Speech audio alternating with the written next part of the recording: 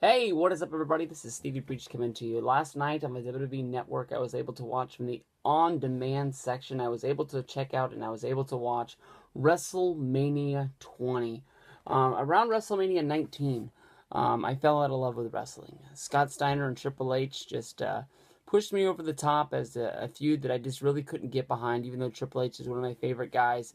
I just, I was at a turning point in my life where I was just like, I didn't feel like sitting at home and watching wrestling on Monday nights was the place that I needed to be. I could be out on the town. I've talked about watching wrestling in 2002 and 2003 in podcasts on Freaking 88. I've made videos on it myself. But it just, I don't know. I just moved on, and I thought I was never, honestly, ever going to come back. Every once in a while, if I was at work, I would read a wrestling magazine, like WWE magazine, sitting there on the shelf. If I was really, really bored on the internet, I would go over to the dirt sheets just to see, basically what was going on, maybe to keep up a little bit. But I never would turn on the TV. I never would do anything like that. There was one time when I was flipping around the TV and I stopped on Raw for a minute. First time in over a year. And I had seen they had unmasked Kane, and they were trying to make him out to be some sort of big, huge killer monster without the mask. And I was like, fuck this. And it just kept on going. But I found WrestleMania 20 on a DVD shelf at one of the used video game stores. And I think I paid like $15, $14.99 for this.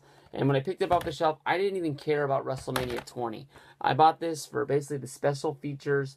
It had a thing called the Mania of Mania, which is what I've named my WrestleMania videos on here about. Well, I've stole the name from there for years. I mean, since WrestleMania 27 is when I put up the first mom video. What's mom mean? Mania of Mania. And I just mainly bought it for the top 10 greatest matches ever from WrestleMania. It's the little countdown. Of course, Bret Hart versus Shawn Michaels and the Iron Man from WrestleMania 12. I don't really go along with that myself, but that was number one on the list, and that's what I bought it for. And after I watched that enough, I was like, you know what? Let's just watch this show and see if it can catch me. And man, oh man, I mean, like, just seeing the star that they had made Eddie Guerrero out to be. Eddie Guerrero is never going to be on my top 10 favorite wrestlers. He has a lot of good matches that really, that I really stick to and say, man, that was a damn good match. Much like with Rey Mysterio or Randy Orton. I just can't get behind him. I can't call him one of my favorites, but his match with Kurt Angle was an awesome wrestling match. It just really was like, wow. I got to go on there and check this out, because if you think about what Eddie Guerrero was doing around WrestleMania 19 time was not much.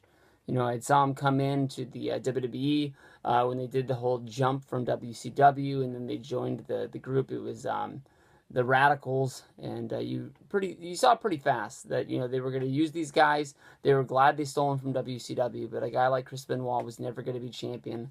They just wanted to use him as make him the biggest deal as they could, just to show WCW, like, look what we got from you.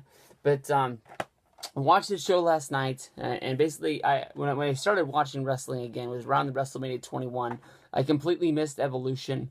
I caught the very end with Batista turning on Triple H, and that storyline really sucked me in. So if anybody wants to know what basically got me into it, it was buying this DVD and then basically just getting back into watching wrestling and finding a storyline that I really cared about.